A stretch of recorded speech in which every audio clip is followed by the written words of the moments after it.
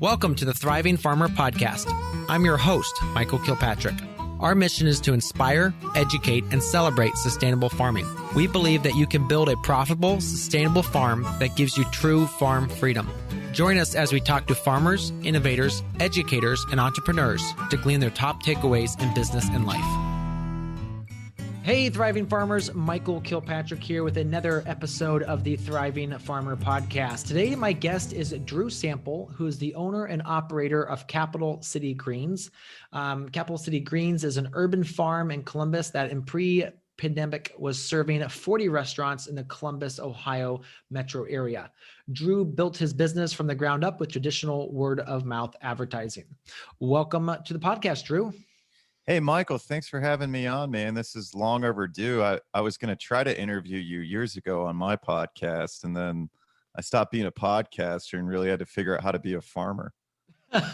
Yes, absolutely. It's one of those things where a lot of times you're thinking, does podcasting go with farming? And obviously farmers are standing out in the field a lot, so they want to listen to a podcast. But it's the time constraints. It's just, and that's why obviously we try to record so many of our interviews in the wintertime, just because trying to get farmers in the recording studio in the summer are just very, very hard. So absolutely. And I even had to reschedule on you before. So thanks for still having me on, just because it was, and things have just been really unpredictable this past year. So that is true. Yeah. Actually, I interviewed someone this morning I think we started at 6:30 or 6 o'clock our time. And it was 4:30 his time because he was in Arizona. So second interview of the day. And again, it's interesting because he has, you're a micro farm selling microgreens in a city. He's farming 200,000 acres of beef in Arizona. So that's the cool thing about this podcast too, is we get to interview such a wide variety of farmers, and actually he's very careful to refer to himself as a rancher. So yeah. That's once you get out west, people like to be called ranchers. It's a weird thing I noticed. Yeah. All right. So give us a little bit of an overview. What started your farming journey? So honestly, man, what kind of started it for me was I was working a retail sales job and just really wasn't happy. I was one of those dudes that would be in a mall and I'd stop you and try to get you to talk to me about your cell phone, and then I'd try to sell you something. Mm-hmm. So, years of doing like I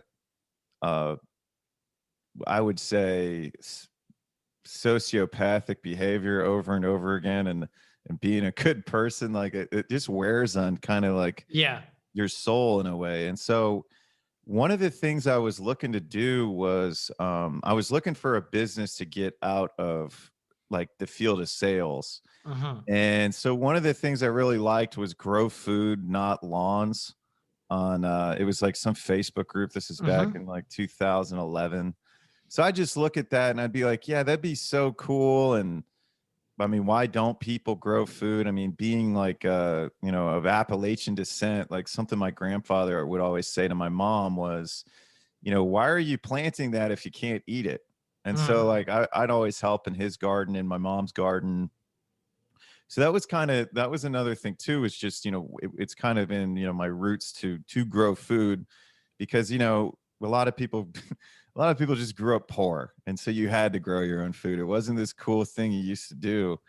And so just going through like just my journey in entrepreneurship, like I put urban farming on the back burner, and it was always something I'd wanted to do. And I started my podcast instead. And then just through kind of my journey as a podcaster and entrepreneurship, I'd circled back to urban farming. A good friend of mine who was one of my first interviews, my buddy Joel Cameron Harris, like he was still really interested, and he had a community garden, and we had talked about stuff. And then, he had sent me a message that said like, hey, like I'd been thinking about him. He'd sent me a message saying like, hey, I'm really going to get serious about it this year.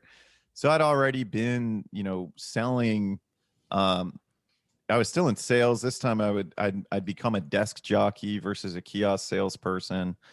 And I was just sitting behind my desk and, getting fat and making good money, but like just really not happy having to be somewhere from, 9 to 6, 40 hours a week. And So I was looking for, still for something to fall back on, in my experience in sales. I'd never worked for a company where where I knew executives were sitting in a room saying, "Hey, how can we pay our people more money?"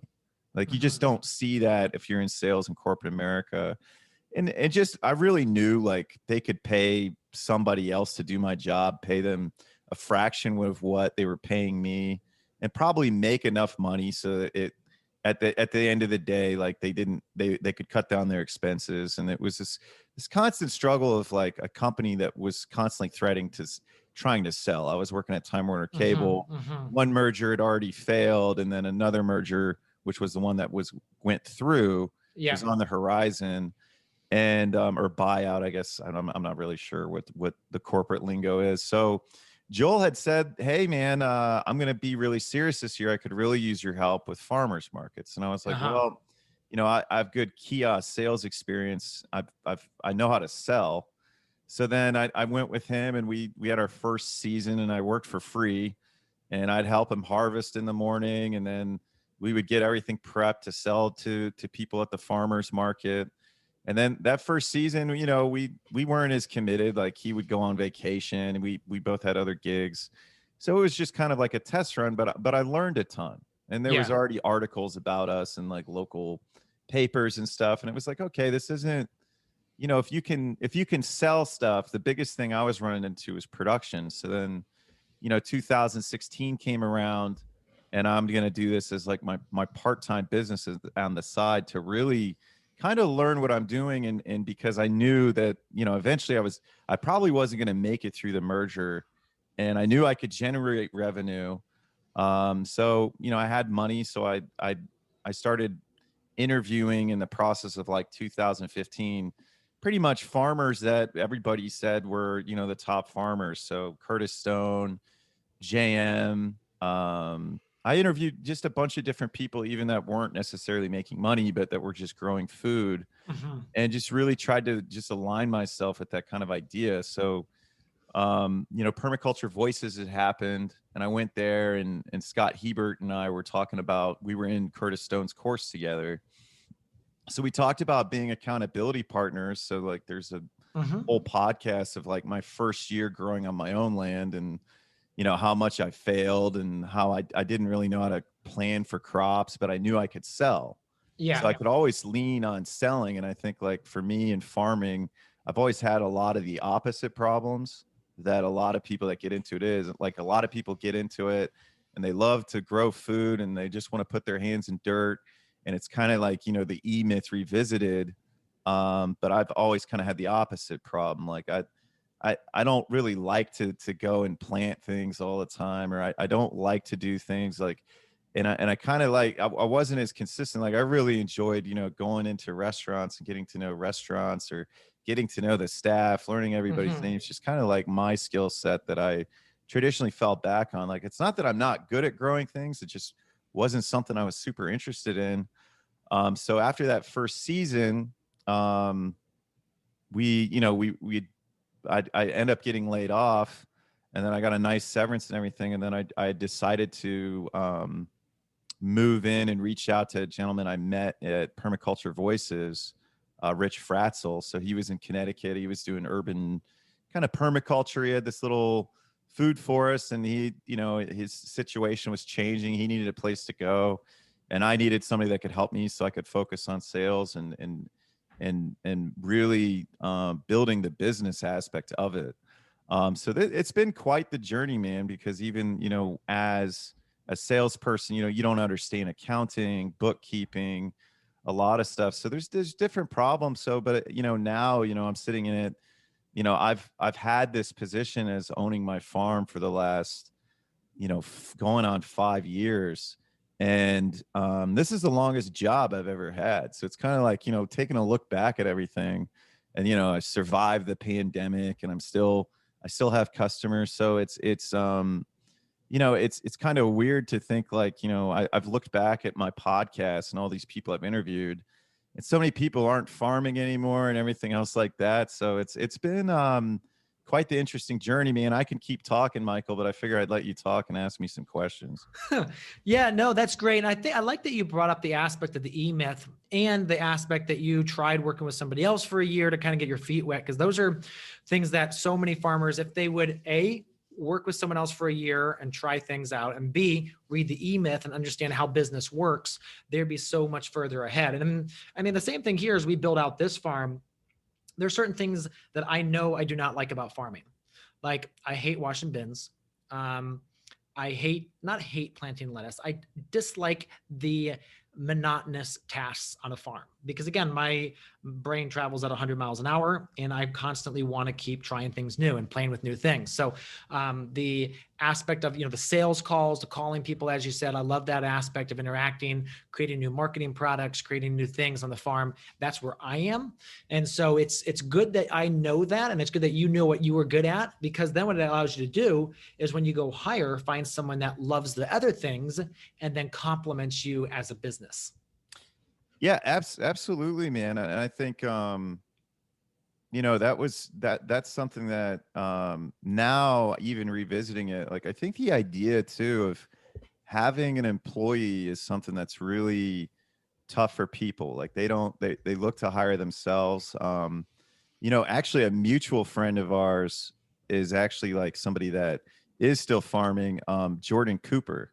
And I Yep. went and saw his farm in what is it, Sugarloaf Mountain, and talked to Mm-hmm. him. And he just finished his first year on his own, and he was doing well and was looking to expand. And I think shortly after I met him, he'd paid you to do the Yep. washing station and everything and help him get his spot cleaned up. And I'd go see him like once a year because until COVID hit, and it was just we were always kind of on the same page. And like, you want to find, like, talking to him about finding an employee was kind of like something that really helped me out. Because at first, I was looking to hire myself, which is you're just going to get in arguments. Like it's not, there's Yeah. going to be two people pulling for something versus somebody that, now I'm looking at it differently. Like I'm looking to bring somebody in that I can kind of teach and mentor. And I think like looking at it from the aspect of, this is my responsibility to my community, is to provide Mm-hmm. jobs and food, or a job and food to just how can my company serve it, its community.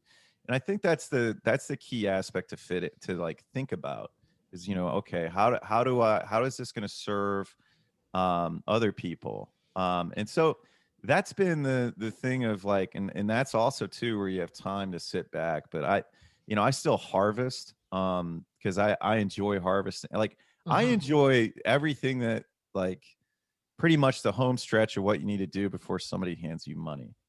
And I like that, being a sales guy. You're a sales guy too. I mean, I get that. Like just the fact of how organized you are, man. I've been super impressed in just the whole process of even being a guest on this show. Oh, you For the think we're fact that organized? Well, you should yeah. see my bookshelf. Well, but I But mean, I think digitally yes. too, like I look at, what you're doing there, and it's like, man, I could really step my game up in this way. Well, And I think you're right, because a lot of people look at what we do here and like, my gosh, how do you manage all that? And in one aspect, it's a little bit of happy chaos all the time. But I think you're right that the only way we can stay organized is we have put in systems and processes and procedures to make sure that literally after I finish talking to you, literally, so what's going to happen is you're going to get off the podcast. I'm going to say goodbye, and then I'll probably kick you out of the room. And the reason why I kick you out of the room is because then I'm going to record the 90-second pre-roll for the previous podcast. And then I don't hear about the podcast until Kirsten says, "Okay, here's the quote from this show. Do you like this?" And I say, "That doesn't quite fit," or, "Oh yeah, that's a good point that you pulled out." And then I don't. Then that's the only thing, and then it's published, and I don't even touch it again. So yeah, we have processes, and we've got to, because of just the number of products we have out, the number of places we have our different pots we have. We're kind of in. Which absolutely. I don't think is good. I think one of the goals of this whole year is to get me out of this business so I can actually farm, because I much prefer to farm. But yeah, I mean, it's a constant evolution too. Definitely, man. No, I definitely think so. And I think that's been like kind of the magical part of COVID-19 and farming in COVID-19. Like, cause it's been interesting. So, building the business over the 4 years, like honestly, I was going for what was like, what is the path of least resistance? Like what requires the least amount of work to get the most amount of money. And so the first year season, I was mainly just growing lettuce, and I because that was Curtis Stone's course. I'd gotten restaurant customers the year before, so that wasn't too big of a deal. But the biggest thing was, it was just a slow process. Like I know cold calling is tough. Like I've hit the streets, Hmm. but you never pick up. It's so hard to pick up customers because there's so many people without actually having a relationship. So honestly, the first time, man, I'd gotten like my main restaurant client.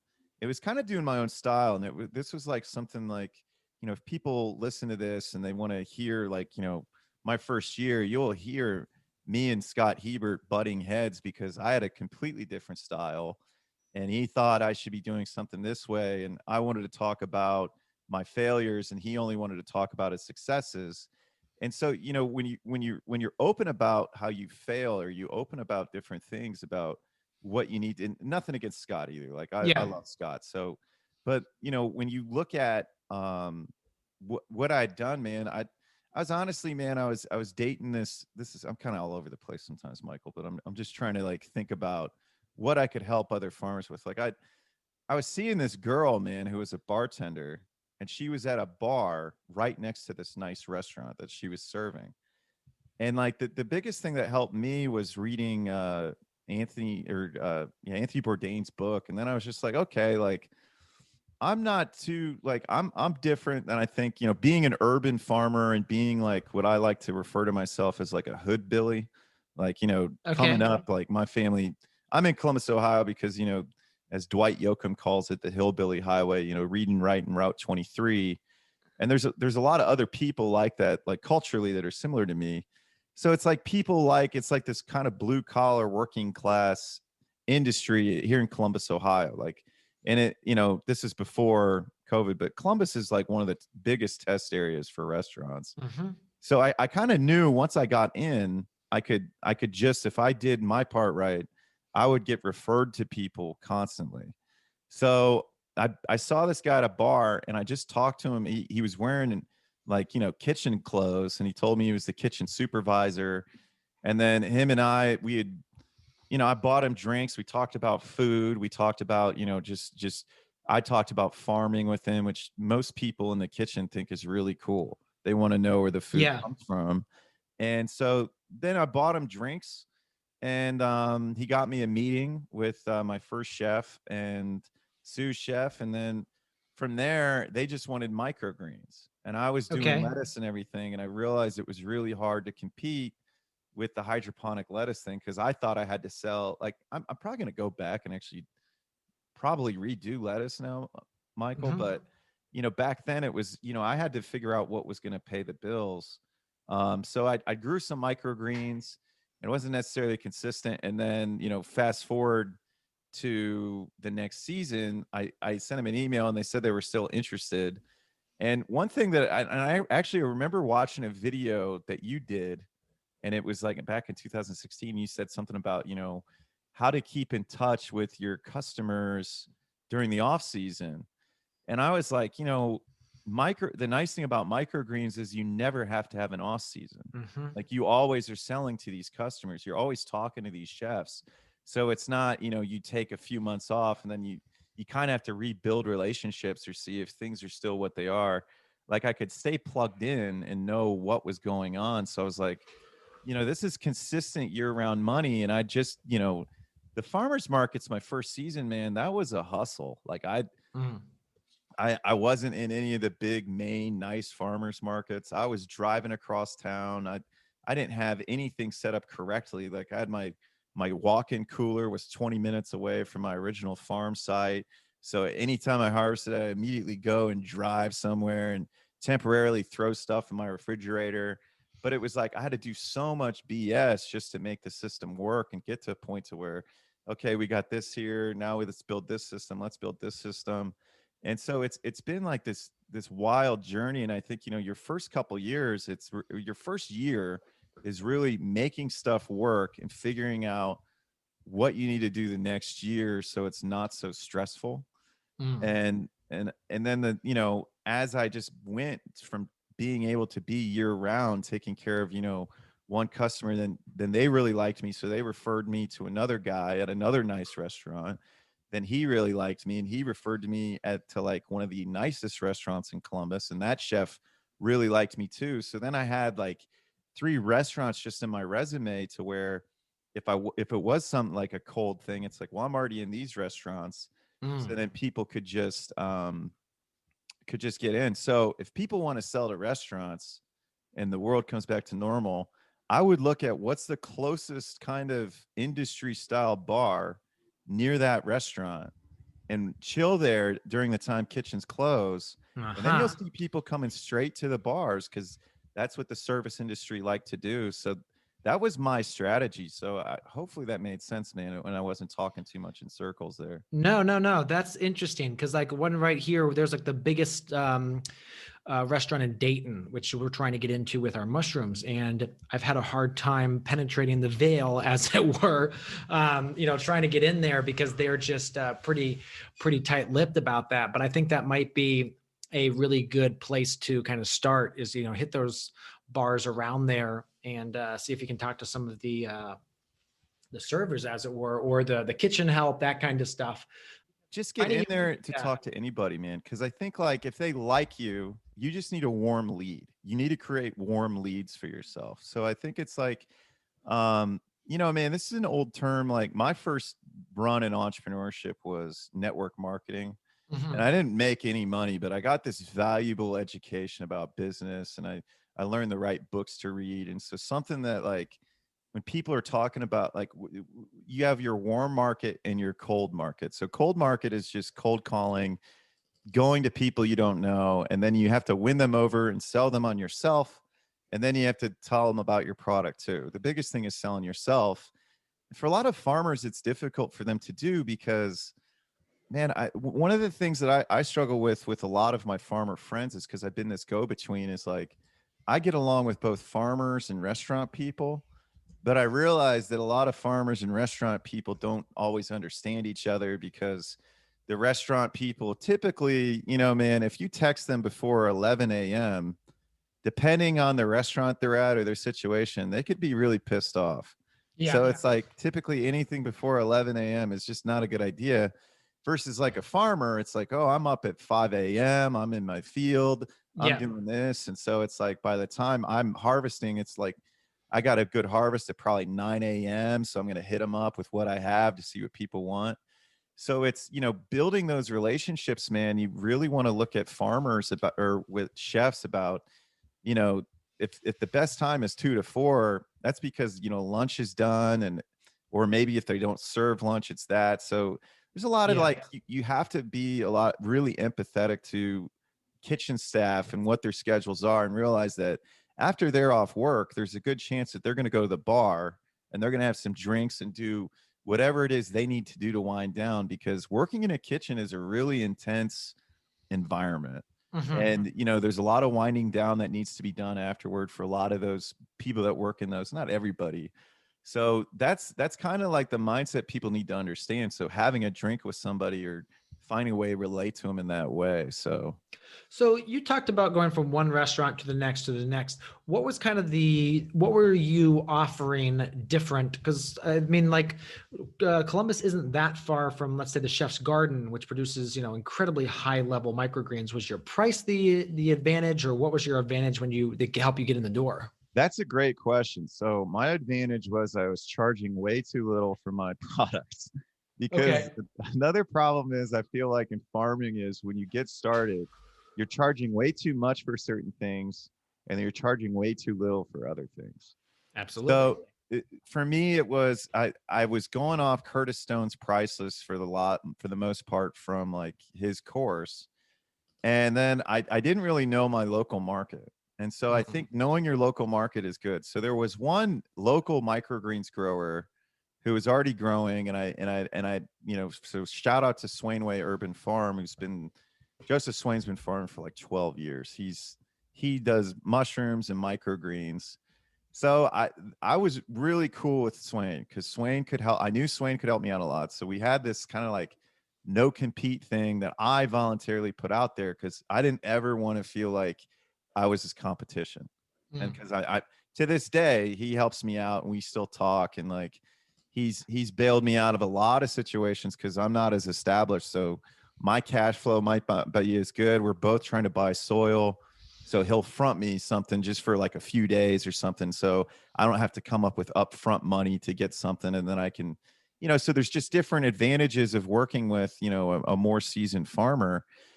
So one thing was I knew what his price was and I didn't want to undercut him, but I wasn't confident enough in what I did. So I did end up kind of undercutting him for a little bit. So man, when I first hit the market with microgreens, I was selling like $16 a pound. And it was stupid. And it didn't really make sense. And I'd make more money at the farmers markets. And so like that was the first thing. Then the other thing is like, I know how to go into a business and act appropriately. The nice thing, and that's the biggest thing, man. I don't think the price matters because I actually had chefs tell me to raise my prices. A lot of chefs wouldn't even get microgreens if it wasn't mine. So it helped that I had an outstanding product. But the biggest thing was that these chefs like me, like these people are my friends. Like we go outside and I'll meet them for drinks. I'll do whatever. And this doesn't happen as much now. Like most of the service industry, they're just kind of broke, man, just because the service industry is so broken right now. But once things fire back up, they like to go out. They like going out they like being in the industry, which is why they work there. So, but yeah, so that was the first thing was I was I undercut everybody, and then I knew how to act. So and also, I would get people stuff as fresh as I could. So as soon as I harvest something, like I didn't really want to go to the walk-in cooler that was 20 minutes away. So I temporarily put stuff in my fridge, and then it was, okay, well, I just harvested this. So they would get stuff fresh. I mean, same day harvest. And I also, if somebody needs something, like when I'm establishing myself as a business, like I'm dropping everything to go get these customers this stuff immediately. So not only am I beating everybody on price, but if they order something, they know they can get it within like 30 minutes. So it's and living in an urban environment too gives me that edge. Like if I was living 20 minutes outside the city, I probably would still do that my first year. But you got to figure out a way to get out of that as soon as possible. Like one thing that was something that, I'd always hear Curtis say is, if I had to do it all over again, I would only have set delivery dates from the start. But the only issue I see with that is like, if you're a new guy on the block, you have to take advantage of everything. And a lot of that is making a lot of personal sacrifices with your time. But, now, it's 5 years later, I typically will have, my like kind of intern / helper run deliveries for me. And then I'll come around and I'll talk and I'll collect payments if I need to, or just talk about what's going on with it. And then it's not, I'm just coming in and delivering something, trying to catch up and get money and just trying to do too many things at once. So I think it's like, now that I am slowing down, I am changing my approach. But I think, when you're first going, man, like you need to look for every edge that you can get over large providers, because local farmers aren't really your competition in restaurants. It's like, the premier produce ones or the Chef's Gardens of the area.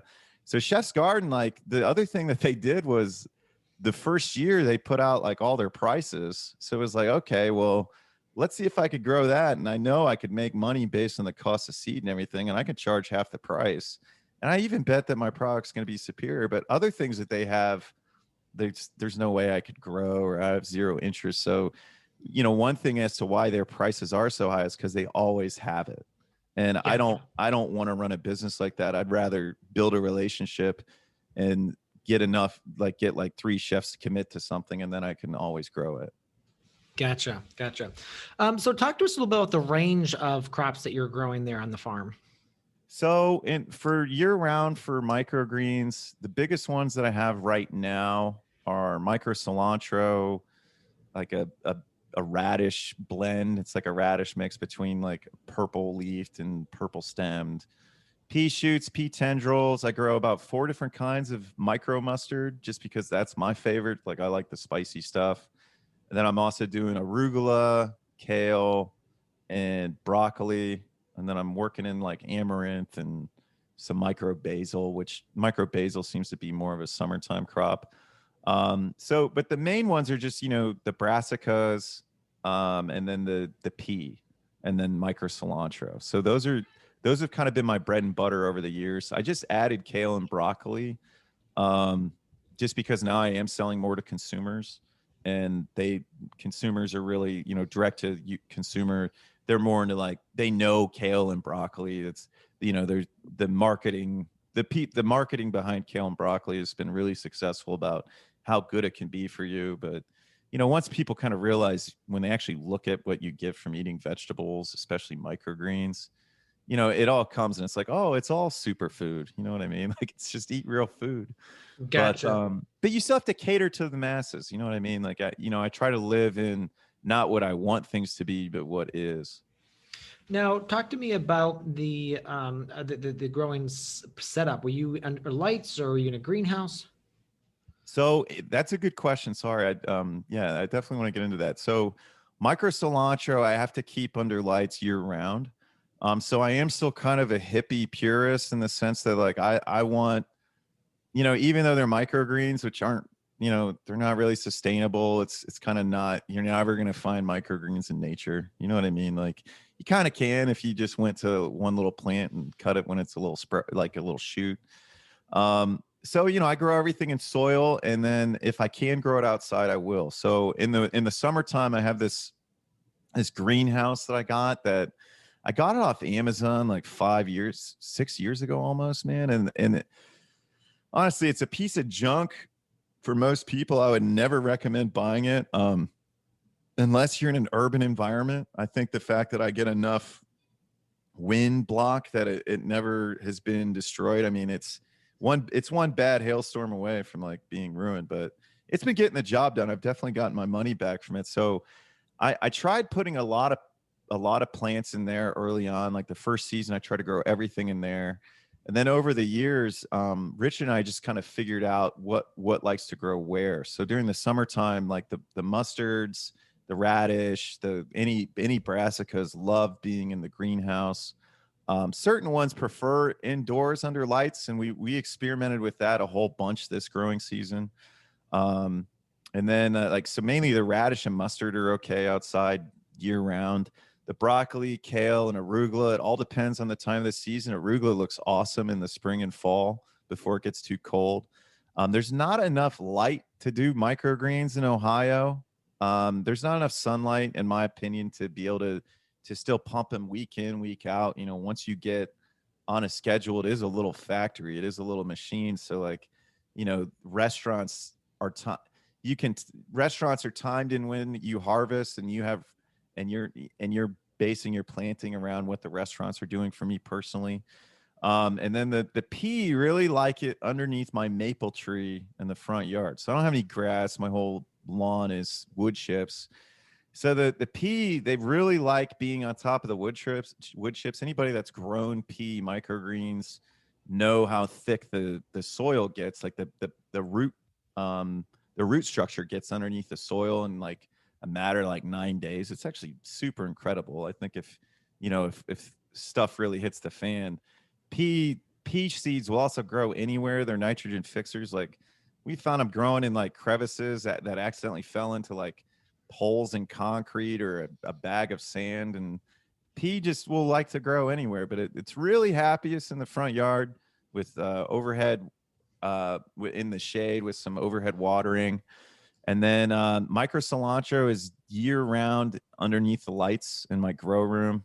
Same with basil. Basil likes to be indoors. Basil's a really funny plant to work with anyway, because even when you harvest it likes to be at 55 degrees.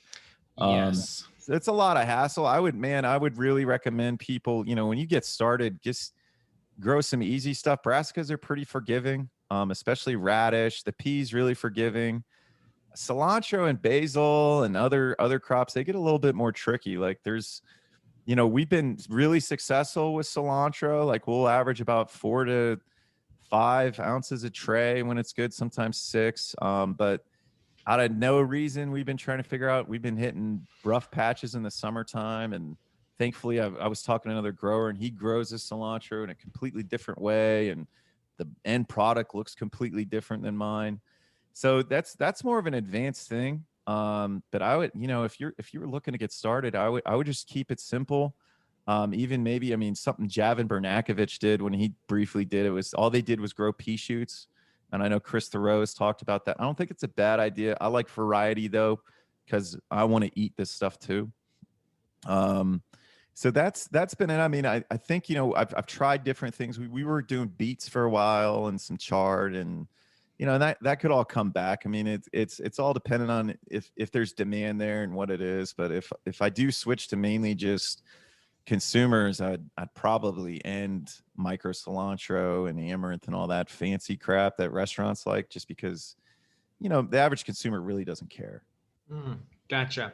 So talk to us a little bit about, so with the cilantro, are you using split seed or just full seed? Yeah, we're using split seed. So I've never done anything but split seed. The first person that I knew that was growing micro cilantro was John Dowie, and him and I have talked quite a lot about it, but he has a different method of getting it to work. I mean, I don't soak the seed or anything. Yeah. So a lot of people like to soak the seed and do all this other stuff. We typically will just cover the seed with a little bit with like a light thing of soil, and that works. But Yeah. overhead watering the first, but man, I have a love-hate relationship with cilantro, to be honest. Hey, thriving farmers, have you checked us out on YouTube lately? We have a bunch of new content there, including a few rants by me. I want to tell you, you don't want to miss them. I actually go rant about, some of the problems I see in our space and some of the challenges I see farmers facing. So go check that out. We've got instructional videos over there as well. Talk about setting up our new farm here in Ohio and all the steps we're going to do that, as well as just tutorials and tips on best practices for all sorts of things on the farm. So go ahead, check over at Growing Farmers on YouTube and see the new content we put together for you. Yeah, we just find, cover it, put it in the germ chamber, pull it out after X number of hours, and then you're good to go. So Yeah. All right, so let's talk about, the overarching aspect around the farm. So what happened when COVID hit? Let's talk about that. Yeah, that was a horrifying moment, man. I was not ready for that at all. I never thought that selling, like, that the restaurants would ever close. I remember when it was still in grumblings of it, I remember going to restaurants and saying to people like, hey, this could potentially affect us, because people might get scared and they're not going to want to go out. And people were like, man, people just need to wash their hands. People just need to, there's nasty people. Like, a lot of people are nasty. I was like, no, I agree. People don't wash their hands enough. And that was kind of the extent of the conversation. And then things had just started to slow down once it got closer. And my plan was, well, I'm just going to pick up more restaurants. I was at capacity at the time. Like I hadn't figured out a way to expand my current setup. So I was looking for a second house to potentially grow in, because the price of commercial real estate was so high a rent back then. And so, yeah, then, Mike DeWine is giving his little press conference, and he says it's carry out only. And so many restaurants were caught off guard. I was caught off guard. So I just immediately stopped planting. I had just harvested, actually. So I had this cooler filled with microgreens. So one of my best friends works at a grocery store in Toledo called the House of Meats, and it's almost 90 years old, and he was just getting crushed. Like he was setting record days, like sales. And so him and I were talking. He's like, well, why don't you come up here and try to sell microgreens here? So I'd never, I had packaging still for the farmers markets, but I had never sold in grocery stores. So yeah, I just went up there. I packaged everything I had. I went up there. I had this label maker, this little printer that I knew Curtis Stone was using. I bought it with the intention of selling at grocery stores when I first started. But because Mike, who's your God? He's both our friend. He's in. You helped him with his lettuce course. Oh, Uh, Ray Tyler. yeah, Ray Tyler was making a killing selling to grocery stores. Yep. Yeah, and he's almost completely out of that, I believe now. I mean, the thing about Ray, which is really interesting, is Ray's in Tennessee and very rural Tennessee. So he's had to just, kind of morph his marketing over the last 4 or 5 years as different things have come and gone. So, he was in Chef's huge when he started. Chef's is Yeah. now like literally 2% of his business. He used to be into grocery stores doing great. Yeah, he's still in some grocery stores, but I mean, that's really reduced as well. Now his big thing is the online, his Shopify store. He's crushing it with his online Shopify store and crushing it at farmers markets again. Yeah, that's interesting because the last time I talked to Ray, he really wanted to get out of farmers markets, and I was like that too. I was just farmers markets and restaurants. It was mainly just the farmers markets I liked because it was like I didn't make a bunch of money doing it, but I liked going there for networking. I like the bartering aspect, and I just think like the essence of what farmers markets are so important to us as Americans. Mm. And just like, and I don't mean like the US government, I mean like as Americans, like who Americans are and what we really represent. And so I wasn't gonna do, I when COVID hit, like I wasn't gonna do, I was gonna do farmers markets if it was certain standards, and then it all went to like everyone preventing people from socializing and everything. It was like I don't want to participate in that because of, to me it didn't represent it, but I didn't have any consumer market. Like what was interesting was, I saw my friends that were already selling to straight to consumers and their sales just exploded and mine went to zero. And I was like, gosh, I was not prepared for this. So I went up there, man, and I spent, 8 hours a day in this little grocery store on the east side of Toledo, which is not a place that would be interested in grass-fed beef or microgreens or any like nutrient dense foods that like a lot of us and like your listeners are familiar with. And I just was relying on my salesmanship, man. So I was doing that and then kind of learning like the beef business. And I was just and then I'd got on Facebook and I'd started selling to vegans. Like one Uh-huh. thing was vegans at the time, it was like, okay, they're really vegans are very loyal. I mean, if they actually Mm. cook, and a Yeah. lot of vegans don't cook, so I don't want to speak for them. A lot of people don't cook. Like anybody who supports farmers typically has a good relationship with their kitchen.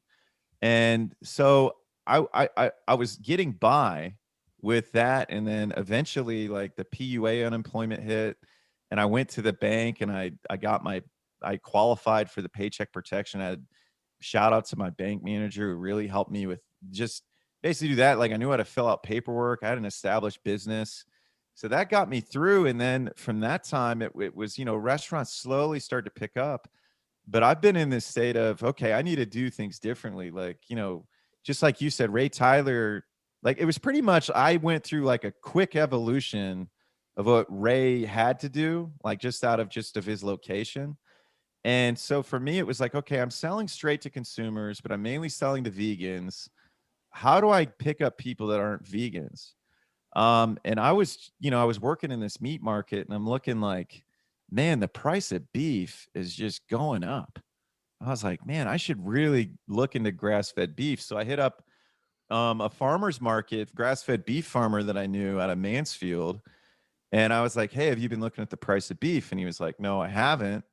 And so I worked something out with him. Like I immediately bought like a whole cow off of him. And then him and I were talking, and then we were setting something up because I remember the cost of strip steak went up like $3 a pound overnight, or it was skirt steak. And so I was like, man, I need something else to sell with my microgreens straight to consumers. Like, because a lot of people just don't know what to do with microgreens yet. So I'm going to need to kind of show them. So, and also for me as well was, um, I wanted to secure my own good quality meat. Like I knew that all the large meat, like pretty much butcher shops were they were getting closed down. The ones that are like the foreign owned, like Smithfield, and then I Yeah. think a lot of the beef ones are owned by Argentina, like companies out of Argentina. And so all the little butcher shops had booked up. So I'd already went to an auction and I bought a cow and I was going to finish him on the cat pasture, and knowing that, like, people were hurting so much in this and like that side of things, that like, and I'm sure I'm not sure if your rancher buddy that you talked to earlier was in the same boat, but it was, the it people couldn't get a place to move cows to because all the butcher shops were booked up. So I bought the cow and I leaned into my sales experience again, Michael, and I called about 40 butcher shops. And then through networking, I got 2 slaughter spots in July, and I just bought this cow and this steer in May, and I managed to get I'm sorry, it was in August. So I managed to get like 2 USDA slots out of Hillsdale County Meats in Michigan just through networking. How many So hours away was that?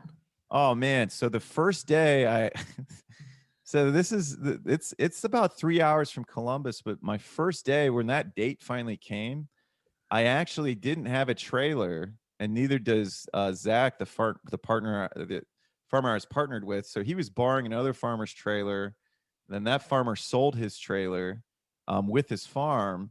So we were looking at the cost of renting one, but my homesteader buddy had a trailer, but like he only needs it 2 days of the year, and it just so happened that was the day he was taking his chickens to Baltic. So I had to drive all the way up to Baltic to get the trailer. Like I left at like 5:30 in the morning, drove down to Mansfield, had to actually manage something like I had to manage some crazy stuff. And then we drove all the way up to Hillsdale County Meats.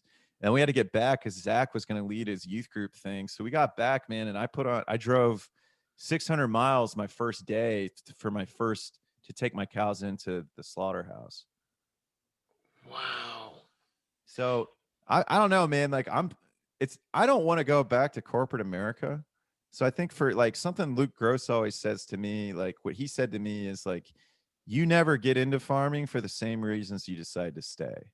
Mm. And I think that's something to think about. Like I'm not going back to, corporate America. Like I can't. So you just have to evolve.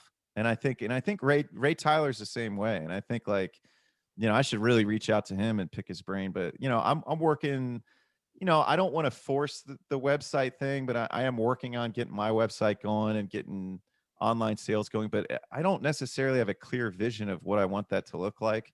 So that's kind of it. But while I was in Toledo, though, I picked up 2 grocery stores that, they're 102 years old. I don't sell to any grocery stores in Columbus. We don't really have small chains, and the ones that we do that would buy from me, they're already buying from Swain.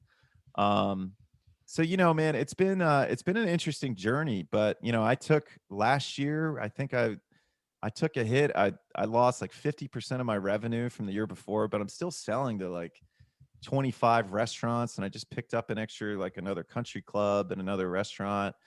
And there's going to be, it's going to come back slowly but surely.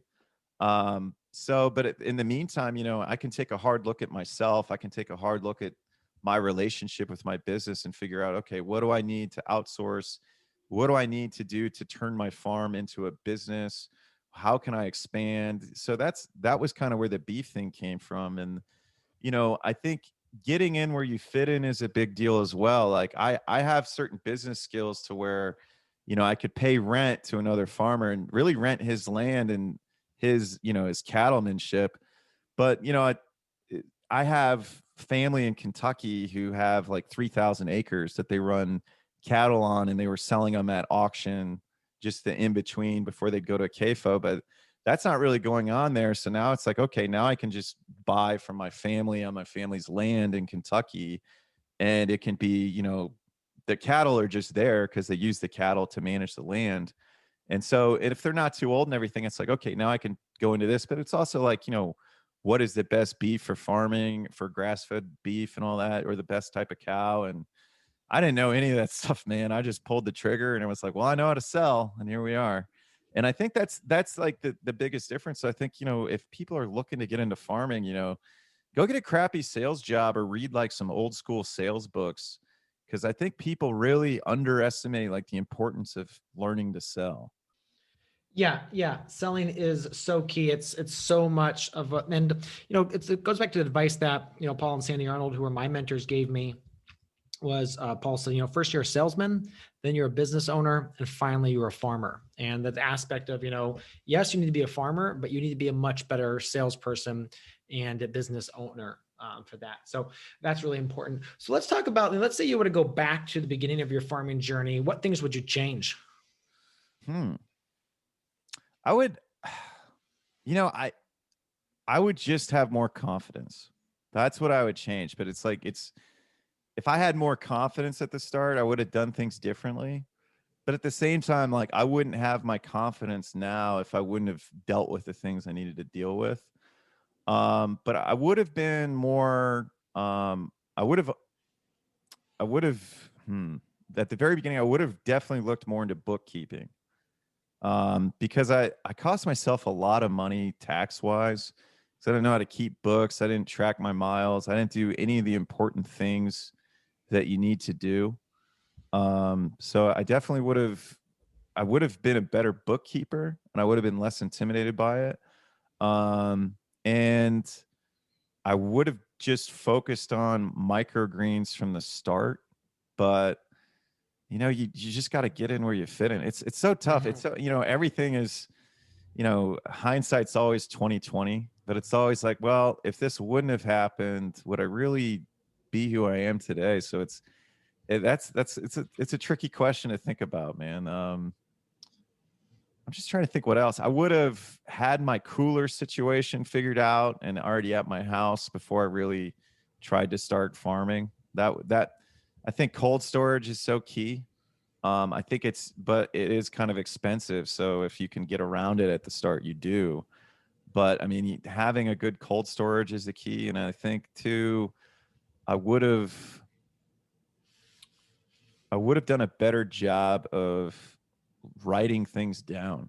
Like I don't write things down.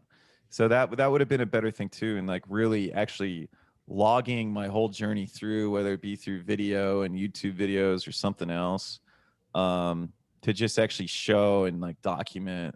I would have documented better. I think that's the best way to say, because I think out of everything, I'm glad I failed at so many things early on so I could know what I needed to be better at. But I would have documented better. Like, I think that's the biggest thing. I would have learned how to video myself beforehand and be comfortable with that. Because there were so many people that have come through after me that have built like these huge audiences. I probably introduced a lot of people to farming, and I kind of did the opposite. Like I went from being a normal podcaster to just completely unplugging and diving right into my business and focusing on that. Mm-hmm. So what does your business look like now? Because I know you talked about being in 25 different restaurants now, but are you still doing retail sales? Are you still selling to grocery stores? And what does that look like? Yeah. So right now I'm selling to 2 grocery stores. We don't have any standing orders. I mean, I don't have really standing orders with anybody. And the biggest reason why is because I'm too nice. I don't want, my customers to be, I don't want them to feel like they ever have to buy something from me, because usually I can find somebody else to buy it. That's always been my attitude.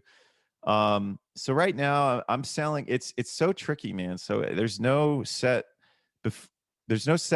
buying pattern yet. So before this all started, I could manage, like I knew when to text people, and I would just, text people and say, hey, do you need a refill? And they typically just say yes. And I would come to them. But now it's, it all depends on like COVID numbers and everything. So sometimes, man, it'll be like 2 weeks and then everybody orders. The grocery stores are still pretty consistent. So that's about every other week. I think they're selling more than the other. And that's, so Churchill's in Toledo. So they're buying it like, the Maumee location is buying it more consistently. And then direct to consumer, that's still a thing. I'm still figuring that out. So that's mainly with the beef. Like I'm not selling any beef to really restaurants. It's mainly just for the consumers. So that's like an easy add-on for the microgreens. So when people are buying beef, I'm like, well, do you want to get these microgreens too? So it's kind of just a hodgepodge. Most of the money is still coming from restaurants. There's a little bit of money coming from the grocery stores with the microgreens, and a little bit of money coming in from, beef sales and everything else. So right now I'm at about 25 restaurants. I need to get out more and pick up sales, but it's just really challenging right now. Like getting the warm leads and also staying focused on that. That's been a real challenge to get back into phase one, I guess I should say. Gotcha. What advice would you give to brand new farmers trying to figure out how to get started? My advice would be start out part-time and fail a whole bunch, figure out what you don't like to do and figure out what you like to do, and then figure out a way to make that work in the future for you. Like figure out so you can focus on the things you like to do with the aspect of farming, but really focusing on sales. I mean, if you want to farm and have a business, I mean, I would recommend people read, Rich Dad, Poor Dad, how to win friends with or how to what is that? How to win friends and influence people? Yeah. Success with People too by Cavett Robert. I think that's a better book. It's a little bit older of a sales book. The Magic of Thinking Big, like just some really good old school, like personal growth and self-development books. But, learn to sell, focus on sales, profit first. That was a good book for me. Having a system for your money, I think is important. Paying yourself, learning how to pay yourself is super important because nobody likes working for free. I don't care when people say it's a labor of love. You have to figure out a way to compensate yourself. Otherwise, it goes away, kind of like my podcast did once I actually worked for myself. Um, so so I would say figure out how you can pay yourself with your farm. Figure out how to get systems, learn to sell, and don't grow too many things, man. I think, you want to grow everything. It is cool. I mean, one thing is just to learn to grow. If this is something you're dabbling in, grow the stuff you want to eat, then go to a farmer's market. There's um man, the Kearns Urban Farm, I think she's in your Facebook group. She was at my one farmer's market. Shout out. Okay. What's that? Yeah, no, that's good. Yeah. Yep. I can't think of her name, but when she was getting started, she was like, I'm an urban farmer. And she had her whole family involved. And I always really liked her, and I hope she's still farming. But I felt like she was doing it part-time. She was in her local farmer's market, and she was working on telling a good story. You have to have a good story about your farm for people to buy in, or stories sell. People are never going to care. I mean, look, I tell people I'm soil grown, chemical free. Most people don't even know what that means, but it sounds good. But mainly it's like, look, I'm going to grow food as much as I can to be like food. So that's kind of my pitch. But really, people want to know, oh, you're in Linden. Oh, you're an actual, wow, you're in Linden. And it's like, yeah, it's not that bad. And it's, because I'm a hood farmer. Like I'm in the hood. And so that's kind of my story. And people think it's funny. Like I'll say I'm a hood farmer. But I always had a good story. Like when people are talking to me at the farmer's market, I have a good story. Another thing is, when you're at a farmer's market, don't get in long conversations. Just try to talk about the most important things, but always be selling. You always gotta sell. So that's the biggest thing I would say is really learn to sell. Figure out bookkeeping. I think Profit First is a great method by Mike Michalowicz. And really just grow what you want to eat your first year, and then figure out from there like what's easy, and then figure out what's selling the most out of what you like to eat, and then start to kind of focus in on those, the main cash flow crops, I guess. Figuring out what moves for you and everything else like that. Got it. Well, Drew, where can people find out more about you and the work you do? So I have a website that's functional, but it's not great. It's capcitygreens.com.